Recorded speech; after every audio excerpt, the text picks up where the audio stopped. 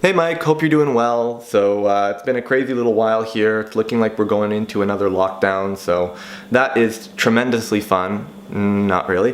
What a year 2020 has been, but we've gotten a lot of practicing in, and I thought I would share some of my various 2020 thoughts with you in terms of ways my playing has evolved. I've taken lessons with a couple of different people, and having just finished Dominic Leslie's 10-week course, and one of the highlights of that was definitely having Jake Jolliffe come in and talk about his approach to playing jazz on the mandolin. I was kind of inspired, and so I ended up taking some lessons with Adrian Gross. I don't know, well, actually, you interviewed him a little while back for the site, so you definitely know him. He's a tremendous player, had a background in jazz guitar, and is a really strong bluegrass player, and I feel like he's kind of set me straight on a lot of things, and I'm definitely curious to hear your thoughts. One area that I feel like has really had a strong impact on my playing, and hopefully you'll feel the same way, is how I feel time. I think for the longest time I felt beats 1 and 3 when playing with a metronome, and it led to my playing being very, I want to say, like tucky almost, and even with songs that should be swung, I think the comment that you kept giving me week after week was like, feel the swing more. It's bluegrass. It doesn't need to be played so straight every single time. And I think even just practicing with my scales, where I'm emphasizing beats 2 and 4 with the metronome, so instead of feeling it as 1 2 3 4 1 2 3 4, feeling it as 1 2 3 4 1 2 3 4 has had a big impact just on the way I practice and the way I think about playing. So that is definitely one thing. As well, something that he told me that really had a strong impact was that bluegrass, the only non-negotiable is the melody. You need to feel the melody to hear what exactly the tune is that you're playing. The harmony is kind of up in the air. You can be playing basically a vamp on the 1 chord for most of the tune, and nobody's really going to give you a hard time because they can still hear what it is you're playing. With jazz, totally different. Basically, jazz, the harmony is the non-negotiable. I mean, people do a lot with the harmony, but you still need it to be there so people can understand, well, what are the changes that are taking place and what is the tune supposed to feel like? And when you see players blowing over a set of changes, a lot of the time they're keeping the chord tones or the core skeleton of the tune, and then what they play over that in terms of the melody is negotiable. You'll have some people definitely saying that melody needs to be the most important thing as well, and I think melody definitely tells what the tune is, but beyond that, harmony really is the center point. And so I was curious for at least Golden Eagle Hornpipe, which you mentioned, how you would take the wonderful melody,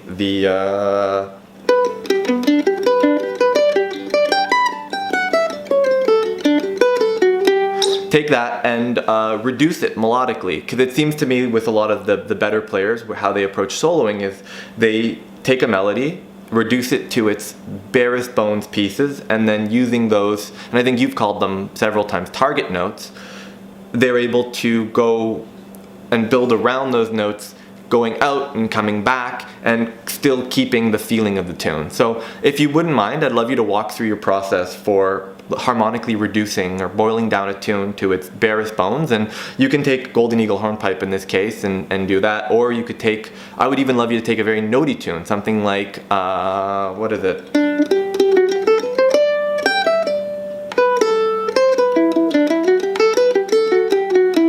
something like Temperance Reel, and break that down into its just bare bones parts. And then I guess for next time I could more than happily put together a break for you that kind of covers that, because I feel like if you have that concept down, you can do that over any tune. You could do it over Whiskey Before Breakfast, you could do it over St. Anne's Reel, and I think it would definitely open the doors to thinking about improvising in the right way for fiddle tunes and for bluegrass standards.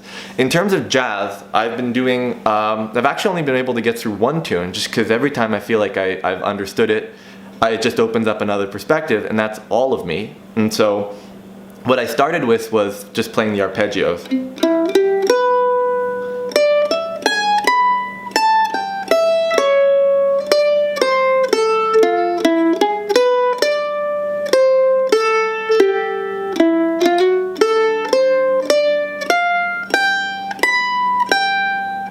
And so that's just playing arpeggios over the A part, and then again I'll play it as half notes first. So for each 2 bars it ends up being 4 notes, and then I'll play it as, without changing the metronome at all, I'll play it as quarter notes, so then it ends up being 8 notes over it, and then finally when I get to that point I'll play it as eighth notes over it, so it becomes 8 notes over the same clicks of the metronome. And typically I'll set my metronome to 60, and I'll see if I can illustrate this. I don't know if I'll be able to. So basically I'll set it to 60 but feel it as though it's 120. So 1, 2, 3, 4, 1, 2, 3, 4. And so if I was doing it as half notes, it would be something like this. 4. Then switch to the E7. Then go to the A7. And D7 over the entire tune. And then once I have that down, I'll feel 1, 2, 3, 4, 1, 2, 3, 4, 1, 2.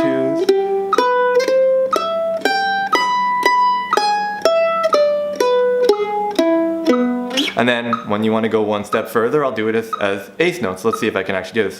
1, 4, 1, 2, 3, 4. 4, 1, 2, 3.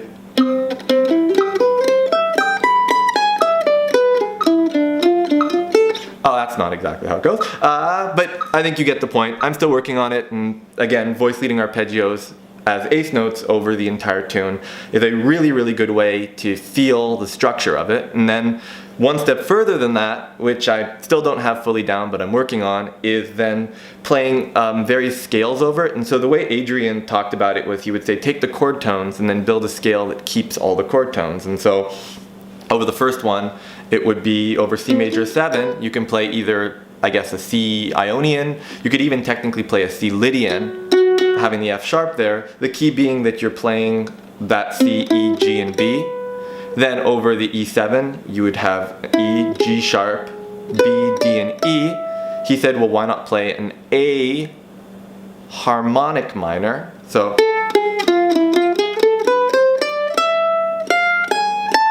and then over the D, over the next chord, over the A7, you can then do a D harmonic minor. And as long as you're hitting a chord tone on the strong beats as you make the changes, your audience members can hear what is actually changing. It doesn't just feel like you're noodling over the entire tune. So yeah, I'm curious to hear what your thoughts are. I felt like it made really a lot of sense to me, because it was like, well, what do I play over a G7? Or what do I play over an E7 in the context of a song that would be in C? And then saying, well, hey, let's see, take those chord tones, and then, oh, look, you got an A harmonic minor.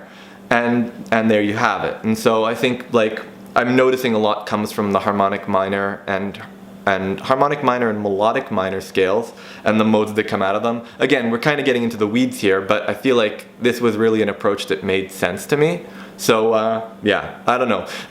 So then just to give you an idea, just with that alone, I've come up with so many different exercises. So you could just play the arpeggios on the bottom 2 strings. So C, E, G, and then force yourself to shift. B, G sharp, E, D, B, C sharp, E, G, A, and then B, C, B, C.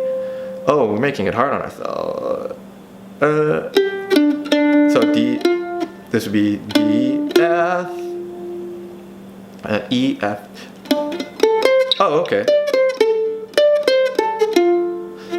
I hope you get the point. But anyway, I've given myself a lot of work, and there's a million different ways you can actually approach a tune, and I'm curious which ways you would suggest, just in terms of understanding the changes. There's voice leading arpeggios, there's scale exercises, and I'm hoping as time goes on I'm able to incorporate these together and have some really interesting creative solos. And even just working on this one tune, it's got 2-5-1s in it, it's got these little jazz bits and pieces, and I think it was Bill Evans who said, take a problem, find a way to solve it, boil it down to its smallest possible way, and then practice through that, and over time you'll get it. So there you have it. I'm gonna now add a little bit of Golden Eagle Hornpipe. Let me know what you think of that, and I would love to hear both your thoughts on soloing over a bluegrass tune like that, and also your thoughts on taking a tune like All of Me. And I promise for next time I will have myself playing over the changes of All of Me a little bit.